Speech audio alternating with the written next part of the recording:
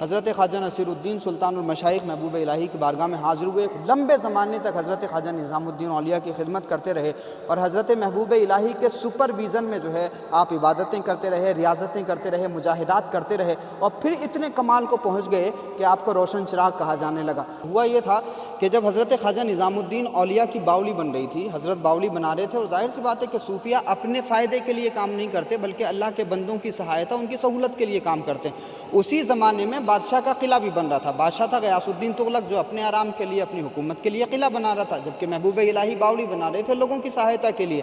اب کیا ہوا کہ وہ مزدور جو غیاث الدین تغلق کے قلعے میں کام کرتے تھے وہی مزدور حضرت محبوب الہی کی باولی بھی بنا رہے تھے۔ اب ہوا یہ کہ وہ دن میں جا کے وہاں سوتے تھے، یعنی قلعہ بناتے ہوئے وہاں آرام کر لیتے تھے۔ تو بادشاہ نے پوچھا کہ جی یہ مزدور آرام کیوں کر رہے ہیں؟ تو کسی بتانے والے نے بتایا کہ یہ سارے کے سارے باولی بنانے کے لیے جاتے ہیں حضرت محبوب الہی کی۔ تو بادشاہ نے یہ تغلقی فرمان جاری کر دیا تھا، تغلقی فرمان وہیں سے نکلا۔ وہ تغلقی فرمان جاری کر دیا تھا کہ جی جب تک یہ قلعہ بن رہا ہے تب تک کوئی بھی عمارت دلی میں نہیں بنے گی۔ لیکن محبوب الہی کو جب پتہ چلا کہ جی بادشاہ نے تیل کی سپلائی بند کروا دی تھی، ادھر ہی سے اونٹوں پہ لد کر کے تیل آتا تھا جو چراغوں میں جلتا تھا، تو وہ سپلائی بند کرا دی۔ اب کیا ہوا، بدستور کام جاری تھا، اب وہ سپلائی جب بند ہو گئی تو چراغ جلنا بند ہو گئے، رات میں کام ہوتا تھا۔ تو جب حضرت محبوب الہی کو یہ پتہ چلا اور حضرت خواجہ نصیر الدین کی دیکھ ریکھ میں یہ باولی کی تعمیر چل رہی تھی، اب جب حضرت خواجہ نصیر الدین نے یہ بات اپنے پیر و مرشد محبوب الہی سے عرض کی تو حضرت محبوب الہی نے فوراً فرمایا، دیکھیے صوفیاء کرام بیماری بھی بتاتے ہیں اور علاج بھی بتاتے ہیں۔ مطلب عقل کے پیمانے جہاں پر کام کرنا بند کر دیتے ہیں وہاں سے صوفیہ کی روحانیت کا آغاز ہوتا ہے۔ جہاں پر دنیا کے پیمانے کام کرنا بند کر دیتے ہیں وہاں سے بزرگوں کی اپنی کرامتوں اور تصرفات کا جو ہے آغاز ہوتا ہے۔ اب یہ ہوا کہ حضرت محبوب الہی نے خواجہ نصیر الدین کو فرمایا کہ آپ کا نام تو محمود ہے، تو فرمایا کہ ذرا جو پانی اس میں سے نکلا ہے باولی میں سے اسی پانی کو چراغوں میں ڈال دو۔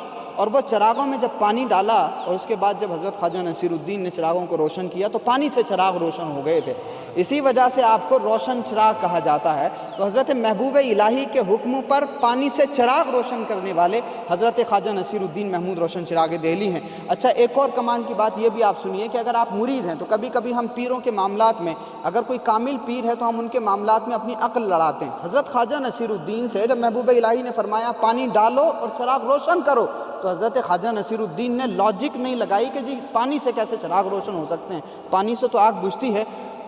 جیسے انہوں نے فرمایا ویسے ہی چراغ روشن کر دیا، کیونکہ خواجہ نصیر الدین یہ جانتے تھے کہ بھلے ہی تیل سے چراغ روشن ہو یا نہ ہو لیکن اب محبوب الہی نے فرما دیا تو پانی سے چراغ ضرور روشن ہوں گے، اور پھر وہ پانی سے چراغ روشن ہوئے اور اسی وجہ سے آپ کو روشن چراغ کہا جاتا ہے۔ تو ایک وجہ تو یہ ہے، دوسری وجہ یہ ہے کہ ایک مرتبہ کچھ صوفیہ محبوب الہی سے ملاقات کے لیے حاضر ہوئے تھے، خواجہ نصیر الدین تشریف فرما تھے، ادب کے ساتھ میں کھڑے ہوئے تھے، تو حضرت محبوب الہی نے فرمایا کہ نصیر الدین بیٹھ جاؤ۔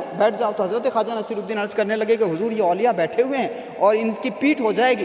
تو حضرت محبوب الہی نے فرمایا کہ بھائی تم تو چراغ ہو اور چراغ کی پیٹھ نہیں ہوتی، یعنی چراغ کی روشنی جس طرح سے چاروں طرف ہوتی ہے، تو اس کے جب یہ فرمایا نا حضرت محبوب الہی نے تو جس طرح حضرت خواجہ نصیر الدین آگے کا دیکھتے تھے اسی طرح سے پیچھے کا بھی دیکھتے تھے۔ یہ کمال حضرت خواجہ نصیر الدین کا